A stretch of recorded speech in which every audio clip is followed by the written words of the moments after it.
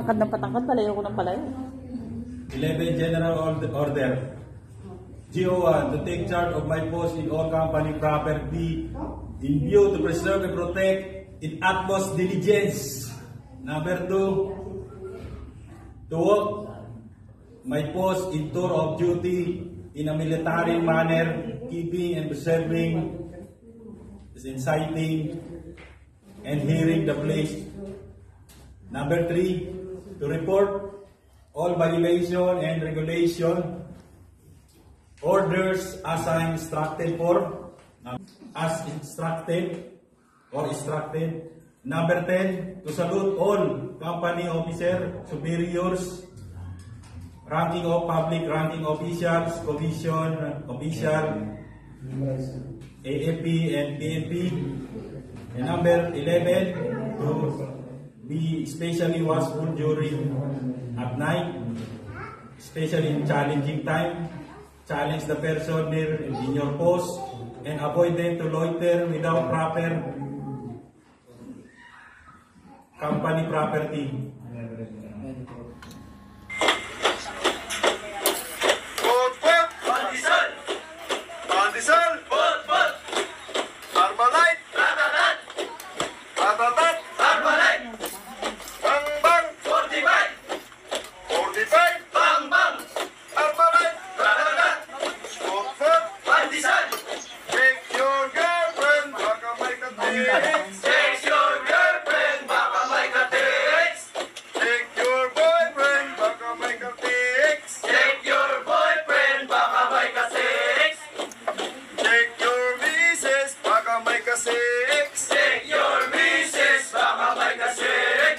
Ginagayan ko.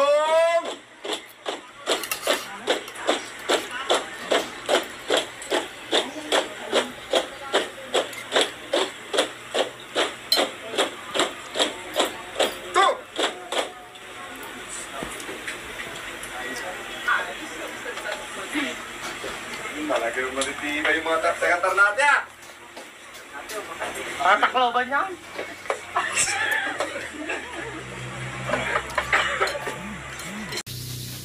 Guys, security guard grid, protect the lives and property.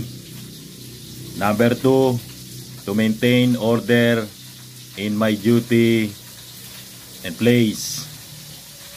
Number 3, to protect the interests of my employer and clients. Number 4, security and stability of our government and country without compromise and prejudice. Number 5, to be honest in my action, words, and thoughts.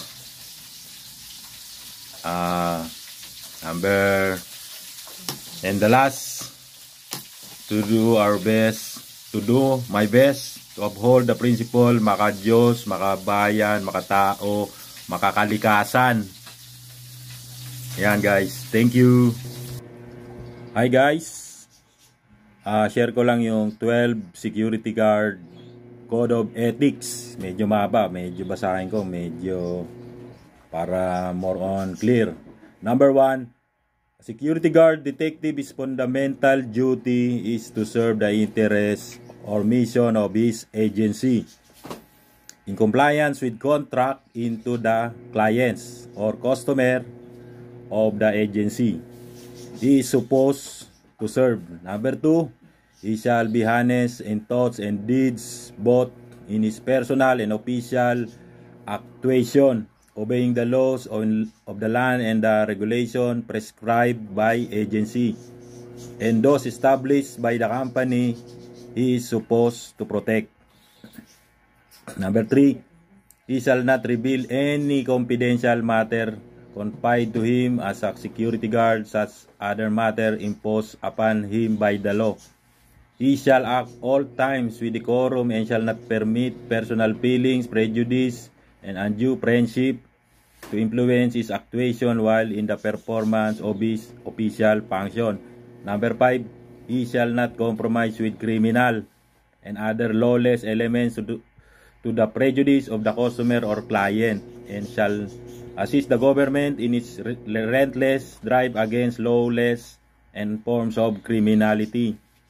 And number 6, he shall carry out his assigned duties as required by the law to best of his ability, and shall safeguard the life and property of the establishment he is assigned to. Number 7, he shall wear his uniform, badge, patches, and insignia properly as a symbol of public trust and confidence as a honest and trustworthy security guard and private detectives. He shall keep his allegiance first to the government, then to the agency where he is employed, and to the establishment he is assigned to serve with loyal and utmost dedication. Number 9, he shall diligently and progressively familiarize himself with the rules and regulations laid down by agency and those of the customer or clients. Number 10, he shall at all times be courteous, respectful, and salute his superior officer, government officials, and officials of the establishment where he is assigned to the company he is supposed to serve. And number 11, he shall report for duty always in proper uniform and neat in his appearance. And number 12, he shall learn at heart and strictly observe the laws and regulations governing the use of firearms. Yan guys, the 12 Code of Ethics. Bye-bye! Guys, ipapaliwanag ko lang yung 12 Security Guard Code of Ethics. Tapos yung isang 15 Code of Conduct naman ng security guard. Bali, magkaiba sila, magkaiba. Ipapaliwanag natin ano ba yung 12 security guard Code of Ethics. Anong pagkakaiba niya sa 15 security guard Code of Conduct. Una muna, paliwanag natin kung ano meaning ng Code of Ethics. Ito guys, base lang sa research ko, yung pagkakaiba ng ethics sa conducts. Yung ethics raw meaning pala nun, it is a guidelines. Yung word na guidelines, yung meaning ng ethics, yung Code of Ethics. It is a guidelines of decision in your workplace. Halimbawa, bilang security guard, ito yung mga guidelines mo bilang security guard sa mga gagawin mo. Diba? Yung number 1 niya sa Code of Ethics, yung fundamental duty to his agency. Diba? Ito naman, meaning ng Code of Conduct. Sa research ko, diba sa security guard may 15 Code of Conduct. Ang meaning pala ng Code of Conduct, it is an action. Di ba magkaiba? Yung isa, Code of Ethics, it is guidelines to decision. Yung isa naman, yung Code of Conduct, it is action in your workplace. Yan, sample ng security guard Code of Conduct number 1, di ba? Nakalagay dito, he shall carry with him at all times during his tour of duty his license, yan, ID, DDO, duty detail order, with an authority to carry firearm. Yan ang pagkakaiba niya ng Code of Conduct sa Code of Ethics. Yan guys, bali ito lang sa research ko. Share ko lang kung may tanong kayo. Actually, lahat naman ng nasa manual natin yan. Yan guys, thank you. With utmost diligence. Yan. Number 2, to walk during my tour of duty in a military manner, keeping always on alert and observing everything that take place in sight or hearing. Number 3, to report all violation of order he instructed to enforce. To repeat, number 4, all calls or relay all calls from post more distance from guardhouse where I am stationed. Number 5, to quit this post only when properly relieved. Number 6, to receive, obey, and pass on to relieving guard all orders from company officer or officials, supervisor, post in charge of shift leader. Number 7, to talk no one except in line of duty.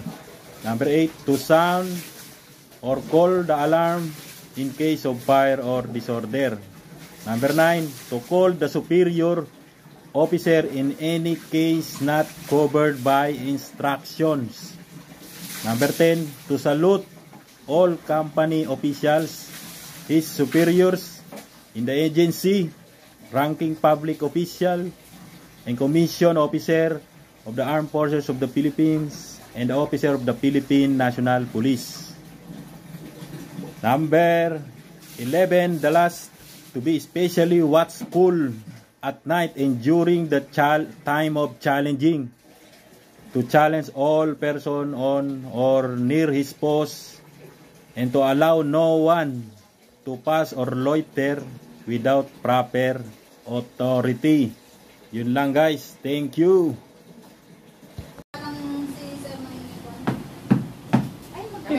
Patawag na muna. Pangmangga ito eh. Ano daw prepare na yung mga gamit? Sir, good morning sir. SG Rec Casimiro request permission to enter your room, sir. Yung sapatos nila ito yung sapatos. kami. Sir, thank you sir.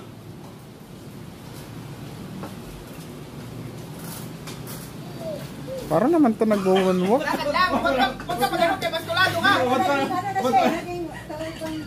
Wala akong dalang one. Tama, di ba? Hindi kailangan ulit-ulit. Kami. Okay lang ba? Ako na lang bukas yun. Okay lang yun. Sir, good morning sir. SG Rex Casimiro request permission to enter your room, sir. Okay, ganun. Sir, thank you sir.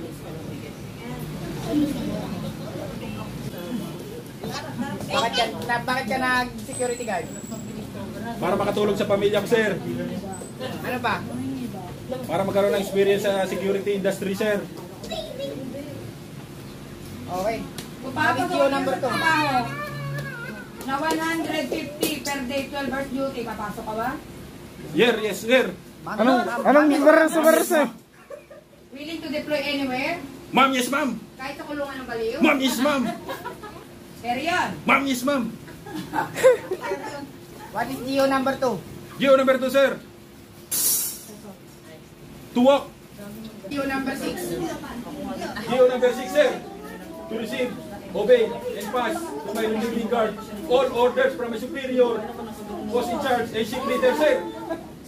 PO number 12. Ay, 12. Geo number 12, sir. To get my salary, sir.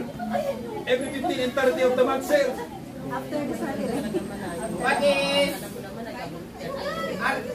is Republic Act number 547?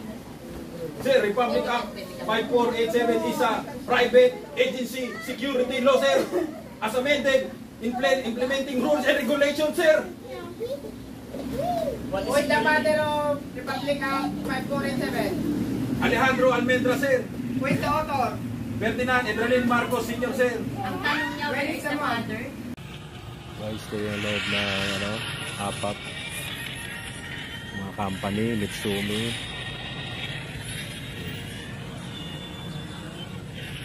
Dahil pa ginagawa.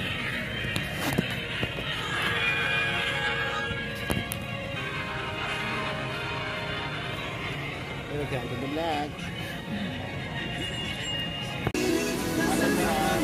Guys, yung pag-iingat nyo ng ng baril, kailangan laging consider nyo, gina-vlog ko. Consider nyo lagi yung mga baril laging may bala. Kaya for safety rules yan lagi. Yan, ito yung magazine. Laging safety. Yan. Ganon kami sa mga guard. Huwag ipo-point sa anyone. Bawal yun. Gagamitin nyo lang to kung kung may mga kahit criminal, ganon na threat life.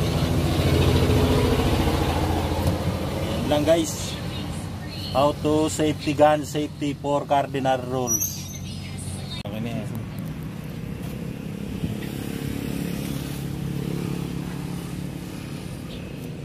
Tapos isip mo.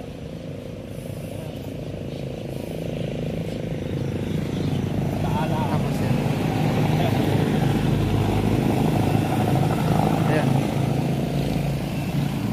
Pre.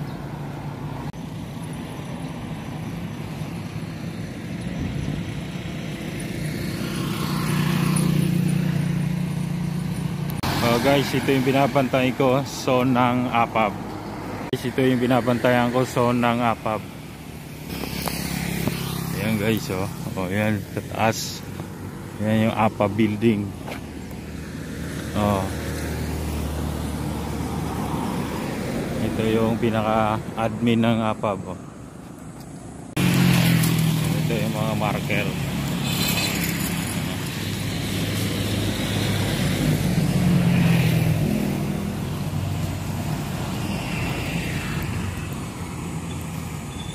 Babaan ng bus dito. Yan dito labor, nandito na lahat sa APAB.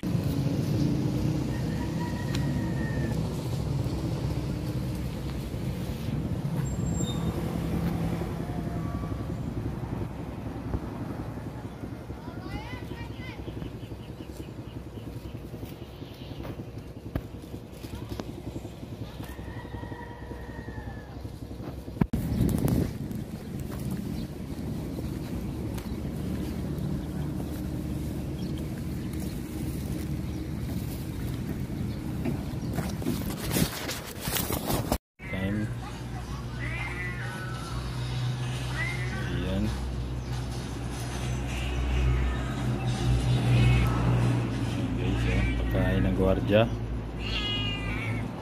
Ano?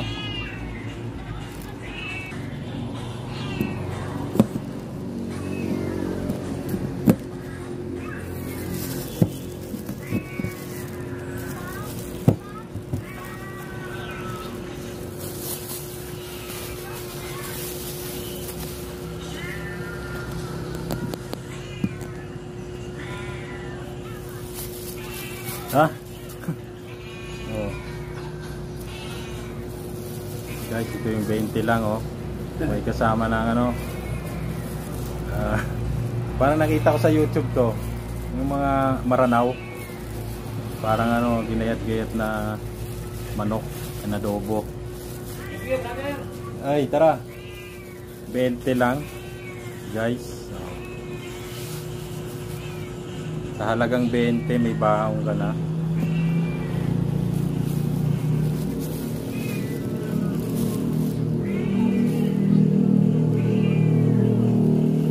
Pwede na, pwede.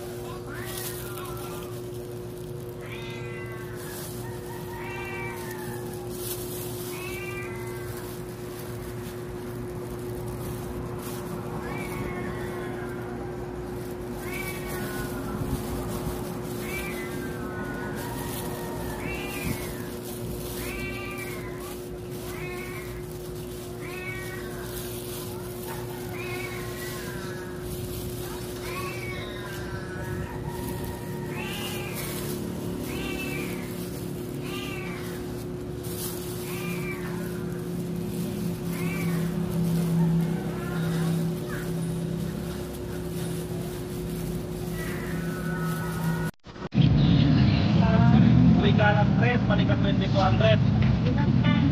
22, 23. Guys, mga kwarta. Yan, pag lunes, nag-ceremony Hindi kami. ka nang alas 3, balik ka alas 7. Kasi kuhan dito, di sa government, property, APAB.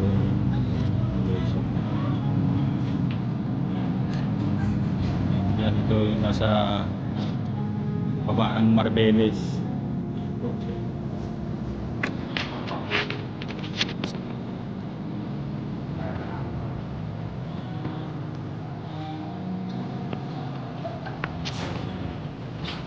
Parang bundok kung bali parang industrial zone to. Kaya mga project dito sa zone na naprotektahan nila yung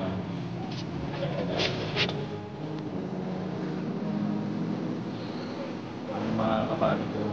Yung iba-ibang agency din yan. Ayan. Habang naghihintay kami ng flag ceremony, admin, relax mo na sa gilid.